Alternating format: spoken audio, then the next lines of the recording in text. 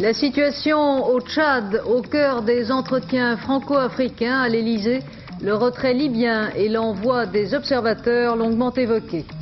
Le sort de Creusot-Loire, 2600 suppressions d'emplois envisagées en cas de reprise par Framatome et Usinor, la CGT dénonce le plan.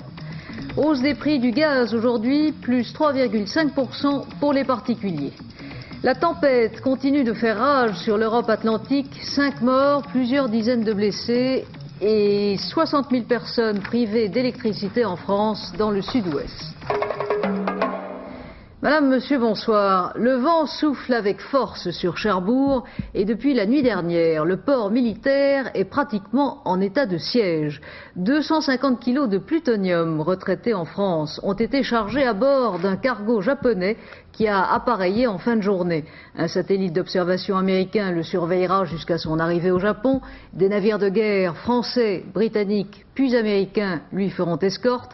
Des mesures de sécurité exceptionnelles ont entouré son chargement. Après le naufrage du Mont-Louis qui a montré les dangers du transport par mer de produits éventuellement toxiques, toutes les précautions ont été prises pour que ces 250 kilos de plutonium soient à l'abri des risques d'accident, mais aussi de détournement. Pierre Ly et Jacques Violet. Il est 18h à Cherbourg, le Sichin Maru regagne la pleine mer avec à son bord 250 kilos de plutonium, un des produits les plus dangereux au monde. Il n'aura passé que 10 heures à quai, entouré de mesures de protection exceptionnelles. Il est 7h30 ce matin, quand le cargo japonais se présente devant Cherbourg. Il est immédiatement pris en charge et escorté par des navires de la Marine nationale jusqu'au port militaire, au quai de l'Arsenal.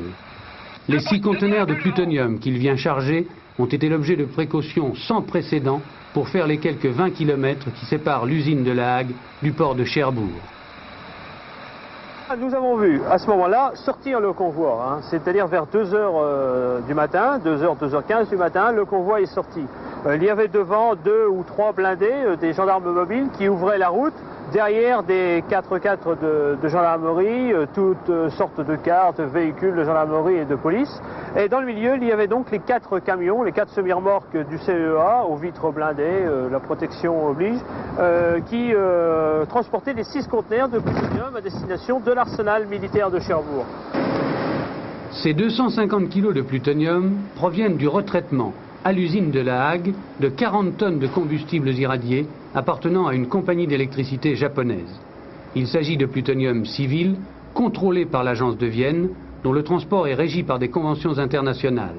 Ce sont les pouvoirs publics qui ont prévu ce luxe de précaution, les mesures de sécurité et le secret autour de ce chargement. Maïto, un peu moins sur le travers, là. Tirez-nous vers l'avant, vers le flotteur qui est là-bas. Nous n'avons absolument aucune information par rapport à ça. Et justement, les élus nous avaient toujours promis de nous donner toute information en ce qui concerne le nucléaire. Et nous n'avons strictement rien. Et vous-même, vous êtes élu de Cherbourg? Oui, bien sûr, je suis élu. J'ai absolument eu aucune information. Et je dirais qu'ils n'ont même pas essayé de me toucher pour me dire quoi que ce soit. Jusqu'au Japon, le cargo, équipé de 2 balises Argos de fabrication française, un système de communication par satellite, sera observé en permanence. Il est possible que des navires des marines américaines, françaises et japonaises accompagnent cette cargaison. Des précautions incroyables, les spécialistes répondent que les matières nucléaires pourraient être la cible de gouvernements hostiles. Comment rassurer les alliés africains de la France? Comment convaincre le chef d'un État toujours menacé de déstabilisation du bien fondé d'un accord dont la vérification sur le terrain paraît toujours problématique? C'est à cette double tâche que s'est attelé le président Mitterrand aujourd'hui en recevant à déjeuner le président du Tchad, Hissène Habré, et en élargissant ensuite leurs entretiens avec le président du Zaïre, Mobutu, le président de Côte d'Ivoire, Houphouët-Boigny, et le président Bongo du Gabon. La situation au Tchad a fait l'objet d'un mini-sommet franco-africain cet après-midi à l'Elysée. Daniel Lecomte. Musique et garde républicaine pour l'arrivée à midi du président Hissène Habré dans la cour de l'Elysée. Reçus sur le perron par le président Mitterrand, les 2 hommes devaient avoir un premier entretien, puis un déjeuner de travail auquel participeront plusieurs membres du gouvernement. À l'ordre du jour, bien sûr, l'accord de Tripoli et surtout la question du retrait des troupes franco-libyennes. M. Hissène Habré s'était montré méfiant à l'égard des promesses du colonel Kadhafi. Le président Mitterrand a sans doute tenu à le rassurer sur ce point. Du Tchad, il en a été bien entendu question avec les autres chefs d'État africains réunis cet après-midi à l'Élysée. En plus d'Hissène Habré, il y avait là le Zaïrois Mobutu, le Gabonais Bongo et l'Ivoirien Houphouët-Boigny. Rien n'a filtré, on sait seulement que la question du contrôle du retrait des troupes libyennes a été au centre des entretiens. La France et le Tchad n'étant toujours pas tombés d'accord sur la nomination des pays observateurs. À sa sortie, le président Hissène Habré répondait pour la première fois publiquement à la question de ce retrait libyen.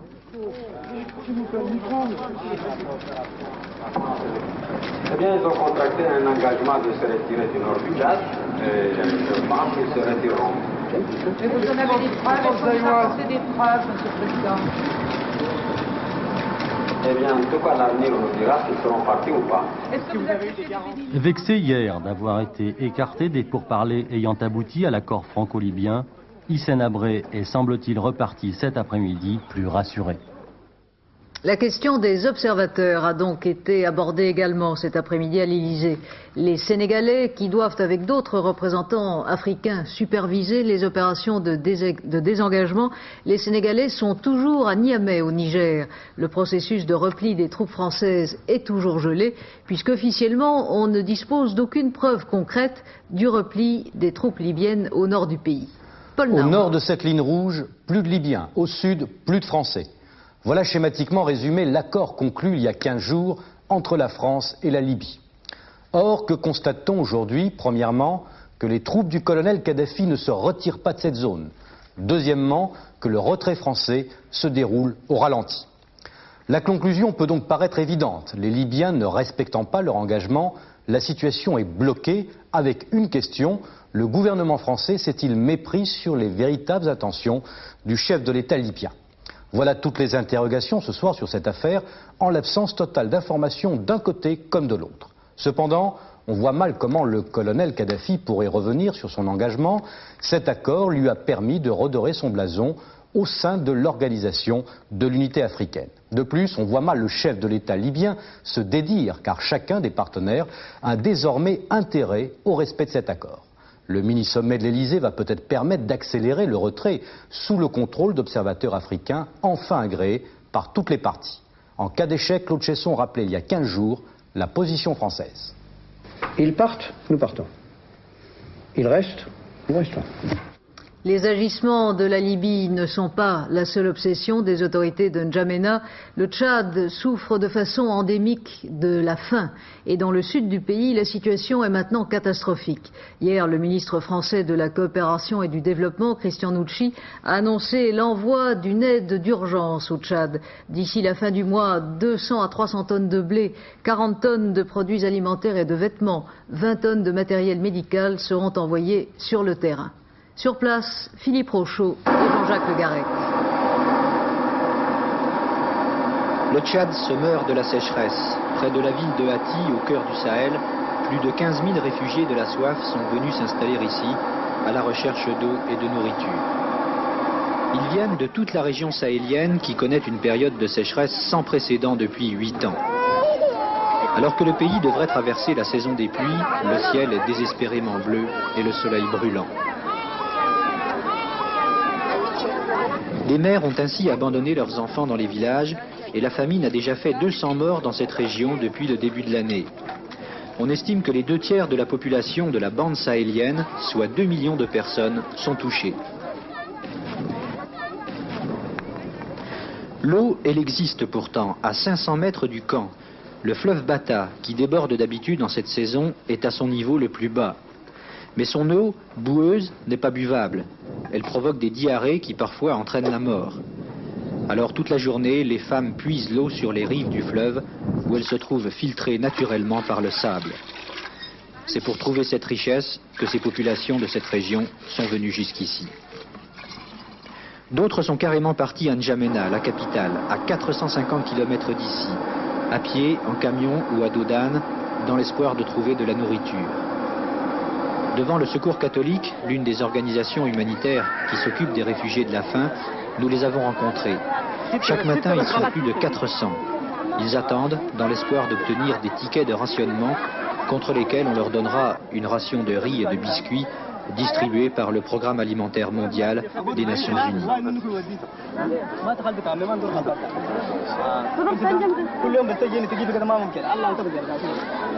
Combien vous donnez de tickets de rationnement par jour? Moi, c'est une dizaine ou une trentaine par là. Mais là, il y a... Entre 30 et 10. Mais là, il y a au moins 400 personnes qui attendent. Ah ben, ceux-là vont repartir à la case. Demain, ils repasseront. Donc tous les jours, il n'y en a pas pour tout le monde? Il n'y en a pas pour tout le monde. Voilà. Les réfugiés de la faim et de la sécheresse seraient plus de 5000 uniquement à N'Djamena. En 3 ans, la capitale du Tchad a doublé le chiffre de sa population, 500 000 habitants. Pour la première fois, le sud du pays est aussi frappé par la sécheresse et la famine aurait fait 300 morts dans cette région depuis le début de l'année. Au moment où les troupes françaises quittent le pays, le Tchad est en pleine détresse.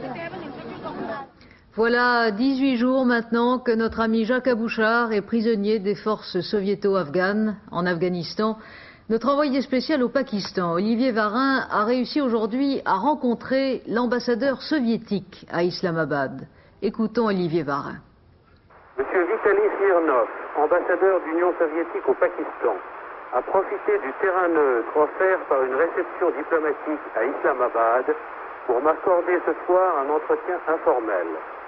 Cette rencontre avait d'abord pour but une mise en garde particulièrement ferme. Je vous avertis, et à travers vous, j'avertis tous vos collègues, n'essayez plus de pénétrer clandestinement en Afghanistan avec les soi-disant moudjahidines, parce que je peux vous dire que les bandits et les gens qui les accompagnent seront éliminés. Désormais, les prétendus journalistes français, américains, anglais ou autres, entrés clandestinement en Afghanistan seront tués. Et à cet effet, l'armée soviétique soutiendra l'armée afghane. Puis, il a ajouté, parlant de Jacques Abouchar, vous avez de la chance que votre ami soit seulement blessé et prisonnier. Mais M. Smirnov m'a fait une promesse. Je peux vous assurer que votre ami Jacques Abouchar, même étant un espion, sera relâché. En ce qui concerne sa blessure, il a été et continuera à être très bien soigné, surtout ayant été capturé par des soldats soviétiques. L'ambassadeur soviétique a aussi souligné que l'éventuelle libération de Jacques Abouchar est du ressort des autorités afghanes. Et selon certaines sources à Paris, il n'est pas impossible que lundi après-midi, lundi prochain, le chargé d'affaires afghan en France tienne une conférence de presse au cours de laquelle le cas de Jacques Abouchar pourrait être évoqué. Je vous rappelle que depuis 18 jours, Jacques Abouchar est maintenu au secret dans un lieu non précisé en Afghanistan et que le chargé d'affaires français n'a toujours pas pu lui rendre visite. Une ambassade transformée en dortoir, contrainte de fermer ses portes, une centaine de réfugiés attendant en vain un visa, l'Allemagne fédérale et la République démocratique allemande sont à nouveau confrontés aux difficiles et douloureux problèmes des Allemands de l'Est qui cherchent à tout prix à passer à l'Ouest. Prague était la seule capitale d'Europe de l'Est où les Allemands cherchant à fuir le régime de Berlin-Est pouvaient atteindre sans visa l'ambassade d'Allemagne fédérale. Cette ambassade est fermée depuis hier soir. Michel Meyer. Scène poignante, scène de désolation devant la porte fermée de l'ambassade d'Allemagne fédérale à Prague. Une trentaine d'Allemands de l'Est, des couples avec enfants, désemparés. Un témoignage, la police secrète de RDA m'a sommé à plusieurs reprises de retirer ma demande d'expatriation. C'est parce qu'on m'a menacé de prison que je suis ici. Sous prétexte d'un voyage touristique en Tchécoslovaquie, ses opposants au régime de Berlin-Est espéraient forcer leur passage à l'Ouest. Mais le sas de sortie espéré s'avère une impasse. Pour la troisième fois cette année, une centaine de réfugiés sont logés tant bien que mal dans les étages supérieurs du vieil hôtel particulier. Les Tchèques laissent faire, soucieux de ne pas interférer dans une affaire strictement interallemande. À l'inverse des pays occidentaux, la Tchécoslovaquie est en effet un État où les citoyens est-allemands peuvent se rendre librement. Face à cet afflux, mais aussi sous la pression de Berlin-Est, Bonn a donc dû fermer sa représentation diplomatique. Des négociations sont en cours, rendues difficiles par le refroidissement récent des relations Bonn-Berlin-Est. Il n'est donc pas sûr que Wolfgang Vogel, l'avocat de Berlin-Est chargé de régler ce genre d'affaires humanitaires et très délicates, puisse, cette fois encore, faire des miracles.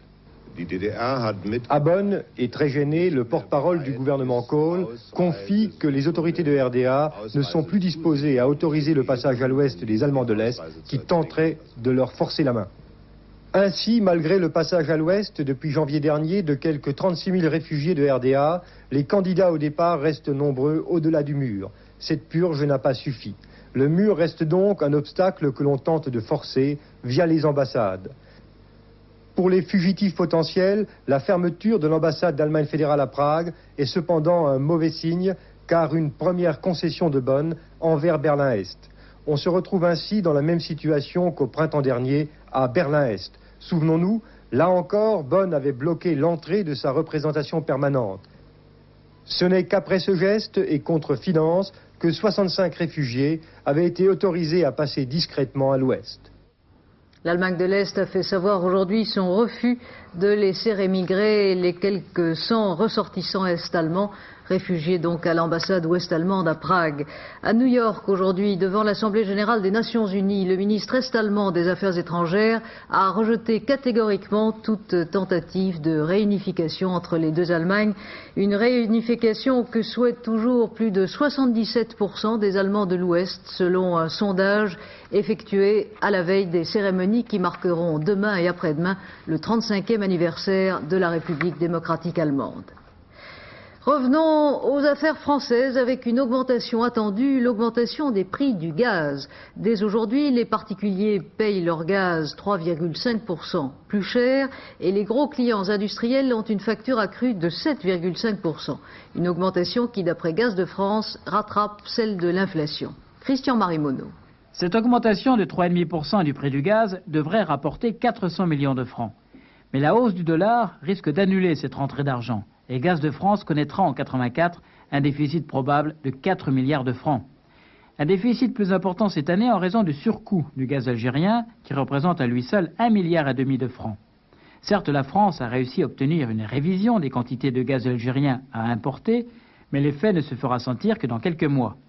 Pour Gaz de France, cette hausse constitue un simple rattrapage, ces tarifs ayant augmenté moins vite que l'inflation. Les 8,5 millions de ménages utilisant le gaz remarqueront cependant que depuis le début de l'année, la hausse aura été de 8,5%.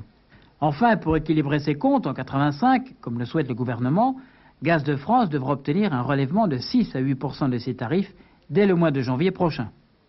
Mais la hausse du dollar donc pèse aussi sur le déficit du Gaz de France. La devise américaine est restée à peu près stable aujourd'hui en cotant à Paris 9,32 francs. Un quart des effectifs de Creusot-Loire doivent être licenciés. Tel est le constat auquel ont abouti les deux sociétés qui sont prêtes à reprendre Creusot-Loire, c'est-à-dire Framatome et Usinor. Ce plan a été discuté aujourd'hui au cours d'une réunion tripartite, pouvoirs publics, industriels et syndicats. Dans le même temps, les élus locaux des sites industriels du groupe étaient réunis au ministère de l'Industrie et au Creusot, plusieurs centaines de personnes manifestaient leur soutien aux représentants syndicaux. Corinne Pertuis. Aujourd'hui, 10h, réunion tripartite Creusot-Loire, 3e édition. À 13h, la CGT quitte la table des négociations. C'est un mauvais plan. C'est un plan qui n'est pas négociable. Au contraire, c'est un plan qui est attaquable. C'est pourquoi, dès aujourd'hui, nous allons nous adresser auprès du ministre du redéploiement industriel, en considérant que les pouvoirs publics n'ont pas fait jouer leur rôle aux entreprises nationales. Ce plan que la CGT ne veut pas négocier, c'est celui d'Usinor et de Framatome. Un plan qui comporte deux volets. Un volet industriel, la reprise séparée de 4 secteurs de Creusot-Loire. Métallurgie, armement, chaudronnerie, énergie. Ce plan industriel est entériné par les autres syndicats, il sera mis en place. Deuxième volet, un volet social. Il prévoit 2600 suppressions d'emplois, dont 1500 licenciements secs des salariés dont on ne sait encore que faire. C'est le reclassement de ces salariés qu'on va négocier à partir de lundi. Le dossier est entre les mains du ministère du Travail. La CFDT et les autres syndicats seront là, même s'ils contestent les licenciements, pas de politique de la chaise vide pour eux. En revanche, la CGT n'enverra que 2 observateurs. Toute la journée au Creusot, 3000 personnes se sont rassemblées dans l'attente de nouvelles de la réunion de Paris. Mais nous n'aurons pas d'image de cette manifestation. l'équipe de FR3 Dijon n'a pu faire son travail correctement. Un de nos confrères a été pris en otage une partie de la journée. La délégation à l'aménagement du territoire, la DATAR, a annoncé aujourd'hui la création de 350 emplois dans la région du Creusot. La détermination qui anime l'industrie automobile française correspond à la politique de la France et correspond aussi à sa détermination pour gagner sur ce terrain et sur les autres. Tel est le thème développé ce matin par le chef de l'État qui a visité à Paris le salon de l'auto. Le président Mitterrand s'est particulièrement intéressé aux dernières nouveautés de la production automobile française. Bernard Pradino. Les constructeurs ont montré ce matin au président de la République ce qu'ils faisaient de mieux, voitures de série ou véhicules de recherche. M. Mitterrand s'est longuement arrêté chez Renault, s'asseyant au volant de l'Espace.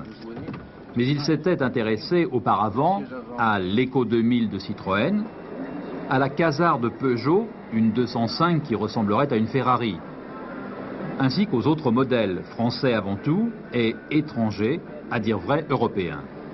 Le chef de l'État a parlé aux constructeurs de leur esprit de concurrence, de leurs compétences et de leur sérieux.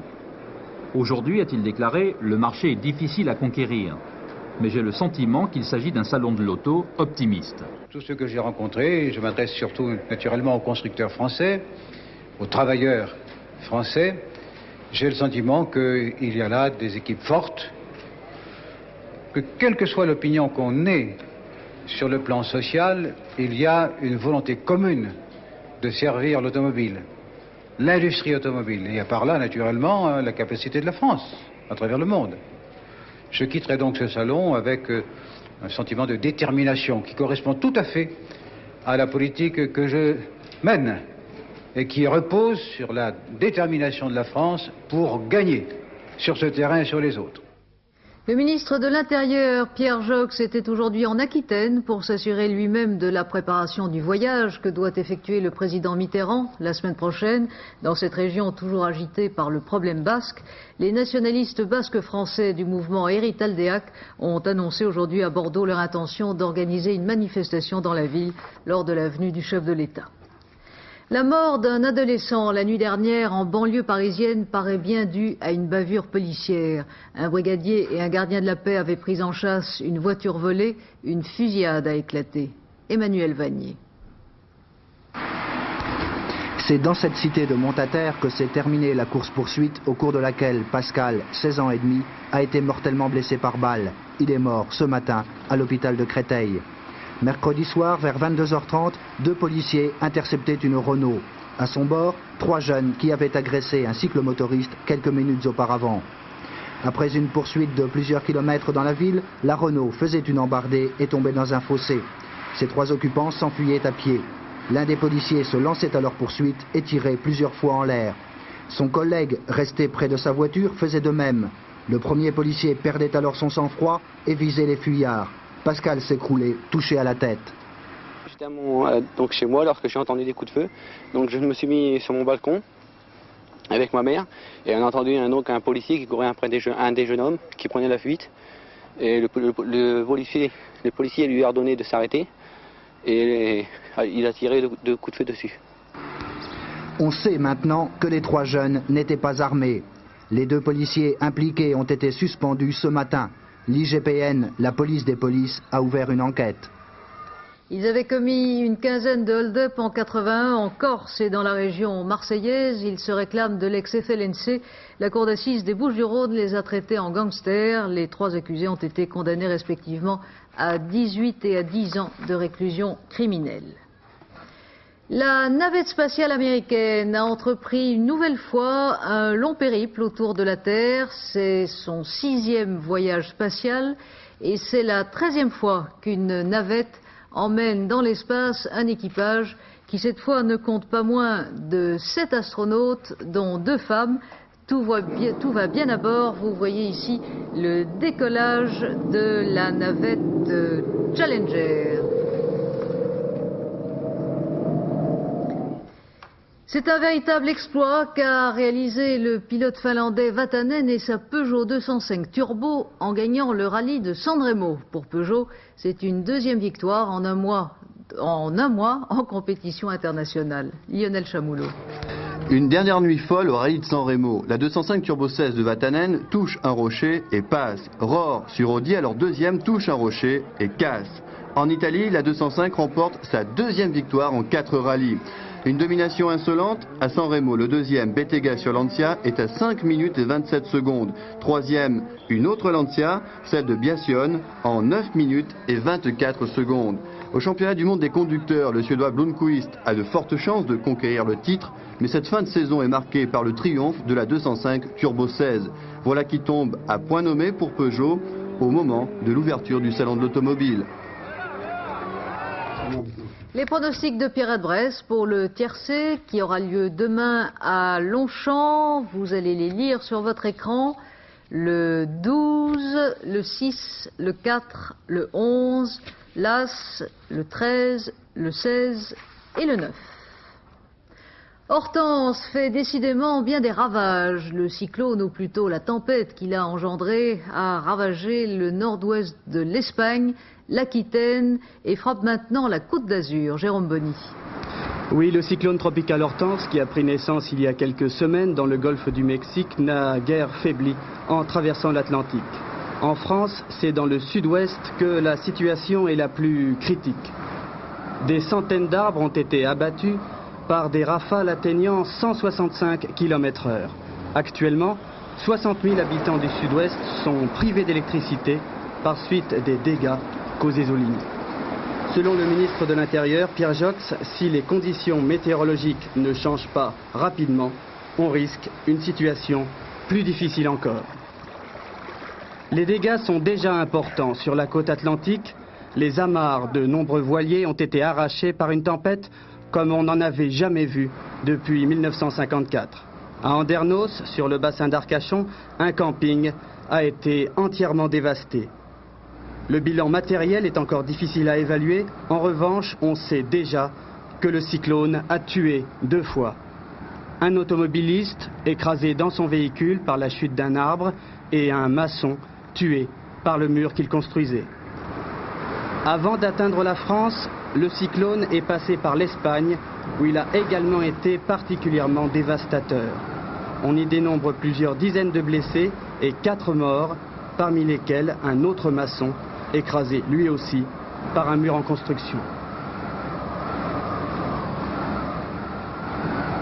Que faut-il attendre de cette dépression pour demain, Brigitte Simonetta? En fait, le phénomène Hortense en lui-même, c'est fini, mais nous allons encore en subir quelques effets. Alors l'après-Hortense, ce sont encore donc des vents forts sur la Manche et l'Atlantique, et surtout un avis de tempête sur la Méditerranée. Regardez la photo satellite. Le centre de cette dépression était situé aujourd'hui sur le bassin parisien, pile sur le bassin parisien. De plus en plus, il se décale vers le nord-est. Demain, il atteindra la Scandinavie. Mais bien sûr, les vents continuent à tourner autour de ce centre dépressionnaire. Et voilà ce que ça nous donne sur la carte de demain. Une hausse tout de même de la pression atmosphérique, mais de la Lorraine au Jura, de la Lorraine à la Franche-Comté, Jura, Alpes, Corse, ainsi que sur le Massif central et les Pyrénées-Orientales, persistance d'un temps couvert, pluvieux et neigeux. Sur les zones méridionales, donc, déjà le Mistral et la Tramontane se sont levés, je le répète, avis de tempête, qui n'a qu'un seul avantage, c'est que cela dégage le ciel. Et partout ailleurs, sur le nord, le centre, l'ouest et le sud-ouest, une grande instabilité, une succession d'éclaircies et d'averses qui vous prendront par surprise et qui s'arrêteront tout aussi brutalement. Et puis enfin, la fraîcheur. Pour cette nuit, on prévoit 0 degré à Aurillac, pas plus de 10 degrés sur l'ensemble du pays. Et pour demain après-midi, bien sûr, elles remonteront, mais pas plus de 12 à 16 degrés sur la moitié nord et de 10 à 20 degrés sur la moitié sud. Il faudra être encore très prudent. Demain, c'est le samedi 6 octobre. Le soleil se lève à 6h57, se couche à 18h19 et nous fêterons les Bruno. À 22h50, c'est Hervé Claude qui vous présentera notre dernière édition. Demain, 12h45, antenne de midi avec Noël Mamère. Et j'aurai le plaisir de vous retrouver demain à 20h. Très bonne soirée.